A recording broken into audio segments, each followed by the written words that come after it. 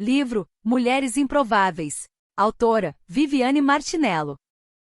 O que esperar desta obra? Quando damos os primeiros passos, às vezes temos a impressão de que muita coisa ao nosso redor não sofre mudanças. Pense, por exemplo, nas situações a seguir: o início da leitura de um livro, o início de um casamento, o início da maternidade, o início de um projeto, o início de um ministério. No entanto, Deus já nos disse em Sua palavra que o início é pequeno, mas essencial. Não desprezem os começos humildes, pois o Senhor se alegra ao ver a obra começar. Zacarias 4:10. Toda longa caminhada começa com o primeiro passo, e talvez este seja o passo mais difícil de dar. Mas quero dizer uma coisa a você: é o primeiro passo que nos tira da estagnação e da zona de conforto. É ele que nos arranca do comodismo e nos coloca na pista de decolagem. Quando estamos na pista de decolagem, alçar voo é questão de tempo. Por falar em tempo, ele é extremamente necessário para que os resultados da mudança que desejamos viver venham à luz. Plantamos hoje, mas só colheremos no devido tempo. Então, não desanime. Quer viver o que nunca viveu? Então faça o que nunca fez. Comece agora. Boa leitura. Introdução. Este livro é para você. Você olha e não vê motivos para ser escolhida. Ele te olha e não vê motivos para não te escolher. Deus continua recrutando homens e mulheres simples e vulneráveis. Esta é a estranha maneira que Deus usa para tornar essas pessoas em fortes e corajosas. Ele busca pessoas nas quais escondeu dádivas preciosas e confia a elas missões desafiadoras. Em uma das madrugadas que passei com o Senhor, perguntei-lhe o motivo de Ele não escolher os fortes e corajosos, aqueles que são considerados homens e mulheres mais capazes, mais habilidosos, mais inteligentes, mais fortes. Em meio aos meus questionamentos, o Espírito Santo lembrou-me de que na administração do reino, os tesouros são escondidos em vasos de barro, assim como na natureza. As pedras preciosas são escondidas na terra e muitas vezes abrigadas no interior das rochas. Agora nós mesmos somos como vasos frágeis de barro que contêm esse grande tesouro. Assim, fica evidente que esse grande poder vem de Deus e não de nós. 2 Coríntios 4:7. Deus é especialista em transformar um simples terreno em um empreendimento valioso, fazer um campo valer uma fortuna, e isso não pelo campo em si, mas sim pelos tesouros escondidos nele. O reino dos céus é como um tesouro escondido que um homem descobriu num campo. Em seu entusiasmo, ele o escondeu novamente e vendeu tudo o que tinha e com o dinheiro da venda comprou aquele campo. Mateus 13:44. O valor que temos reside em Deus. É Ele que muda destinos, transforma corações e estabelece conexões poderosas. Desisti de buscar respostas ou de tentar entender as escolhas de Deus. Escolhi apenas me entregar. Mesmo sendo falha, rodeada por receios e temores que se misturam com anseios e sonhos, decidi aceitar o desafio e me render à escolha que o Pai fez para mim. No final de tudo, sempre descobrimos que é justamente isto que Ele espera: entrega. Quando nos entregamos, Deus pode transformar pessoas improváveis em elementos surpresa do céu para estabelecer belos propósitos na terra. Escrevo hoje pensando nos improváveis. Imagino o que Deus pode fazer quando alguém se entrega à vontade dele, ainda que para um improvável seja praticamente inconcebível imaginar tal coisa. Penso naqueles que se consideram fracos, mas também na força que eles podem encontrar em Deus. Lembro-me dos desvalorizados e do valor inestimável que eles têm para o Pai. Hoje escrevo com lágrimas de gratidão nos olhos, pois um dia Deus viu em uma mulher tímida, pecadora, que se considerava destruída, um tesouro escondido, um terreno perfeito para construir a vontade dele. Talvez como eu, você também não entenda como isso é possível, mas nesta jornada surpreendente dos improváveis de Deus, o segredo não está em entender, mas em que tão somente nos entreguemos a Ele. Eu me entrego, corro em velocidades cada vez maiores, vivo experiências inimagináveis, abraço o impossível. Por vezes podemos ter a sensação de que cada passo dado hoje não surte efeito algum ao nosso redor. Temos que ter em mente que uma longa caminhada começa sempre com o primeiro passo, sem nos esquecermos de que é exatamente por isso que, na maioria das vezes, o primeiro passo é justamente o nosso maior desafio. Mas posso falar com convicção de que é justamente esse primeiro passo que nos tira da zona de conforto e da estagnação. Ele nos arranca do comodismo e da procrastinação, de tal forma que nos impulsiona para a pista de decolagem. Voar é questão de tempo.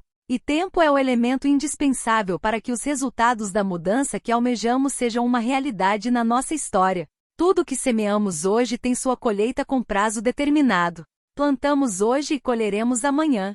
Não podemos desanimar. Isso porque quando desejamos viver o que nunca vivemos, precisamos atuar de forma diferente e dar passos que nunca foram dados.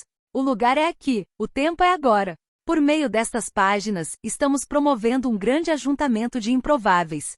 Este livro fala sobre a assinatura de Deus nas Escrituras, improvável. Você conhecerá pessoas e lugares improváveis que foram palco e elementos-chave para a manifestação da glória de Deus, pois está é a estranha maneira de Deus escolher os seus, e é por isso que eu e você estamos aqui. Capítulo 1. Escondidas. Deus esconde aquele que deseja estar exposto, mas expõe aquele que deseja estar escondido. Sim, escondidas. Muitas das mulheres que Deus levantará nos próximos anos estão escondidas, sumidas no anonimato. Talvez muitas delas estejam agora mesmo com este livro em mãos, atraídas pelo título que correspondeu a um sentimento interno. Sim, eu sou uma improvável. São as samaritanas dos dias atuais, mulheres envolvidas em afazeres comuns junto aos poços da vida, mulheres improváveis que estão sendo encontradas por Jesus neste tempo. Esposas, mães, mulheres solteiras, mulheres que enfrentam a dor do divórcio, do luto, da traição, do abandono e inúmeras situações desafiadoras e tristes que fazem parte do universo vivido pelas mulheres no mundo todo. No entanto, essas mesmas condições não definem onde elas estarão nos próximos anos. Não são essas variáveis que determinam o futuro que terão. Esta foi a verdade que me abraçou há alguns anos, e hoje, através deste livro, espero que abrace você também. Aprendi na minha caminhada com Deus que Ele esconde aquele que deseja estar exposto, mas expõe aquele que deseja estar escondido. Além disso, entendi que estar escondida libera o favor do alto para sermos posicionadas no lugar onde seremos geradas pelo Pai. No entanto, é bom saber desde já que quem nos posiciona é o Pai. A exposição não é pessoal, autoapresentação, autoexibição, autopromoção. As formas, o tempo e o lugar são definidos pelo Eterno. Quando Jesus observou que os convidados para o jantar procuravam ocupar os lugares de honra à mesa, deu-lhes este conselho: quando você for convidado para um banquete de casamento, não ocupe o lugar de honra. E se chegar algum convidado mais importante que você? O anfitrião virá e dirá: dê o seu lugar a esta pessoa, e você, envergonhado, terá de sentar-se no último lugar da mesa. Em vez disso, ocupe o lugar menos importante à mesa. Assim, quando o anfitrião o vir, dirá: amigo, temos um lugar melhor para você. Então você será honrado diante de todos os convidados. Pois os que se exaltam serão humilhados, e os que se humilham serão exaltados. Lucas 14, 7-11. Esse texto de Lucas exemplifica perfeitamente a dinâmica de Deus entre aquilo que deve ser exposto e aquilo que deve ser escondido. Leiamos novamente esse texto, mas agora na versão A Mensagem. Depois disso, ele ensinou uma lição aos convidados ao redor da mesa. Percebendo que alguns disputavam o lugar de honra, disse: quando alguém convidar vocês para um jantar, não ocupem o lugar de honra. Alguém mais importante que você pode ter sido convidado, e o anfitrião dirá na frente de todos os convidados: desculpe, você pode dar licença? O lugar de honra pertence a este homem.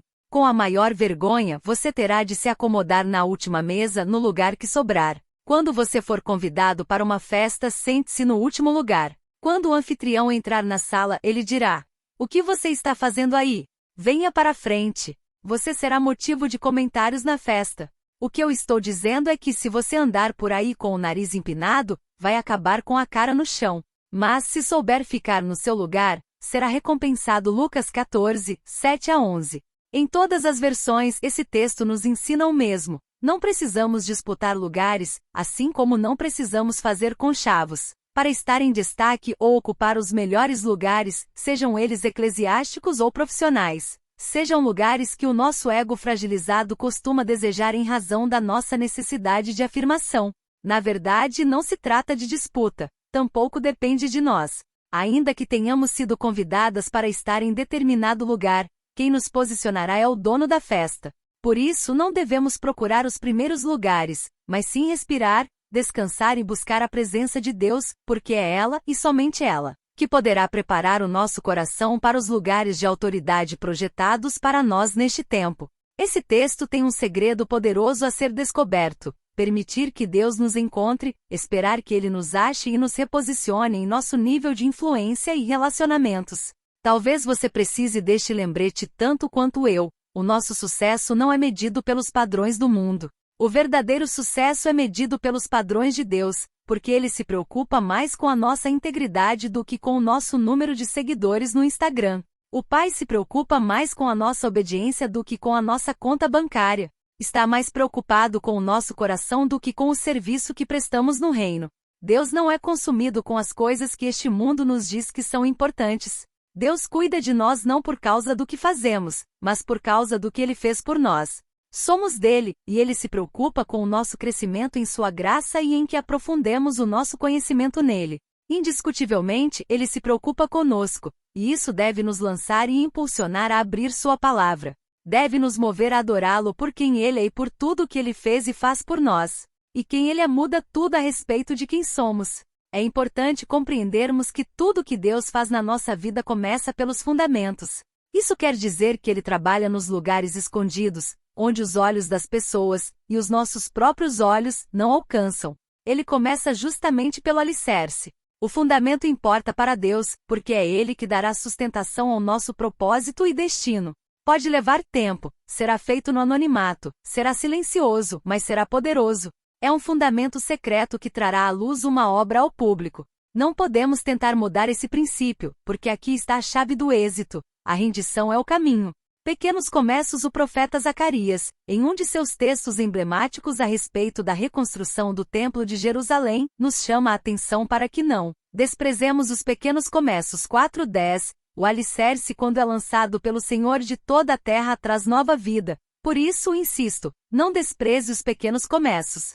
Alguns anos atrás, um pequeno grupo de mulheres decidiu se reunir para orar e buscar mais da presença de Deus. Na nossa primeira reunião, éramos apenas 4 que desejavam mais do Senhor. Começamos com muita fome e sede pela presença do Espírito Santo.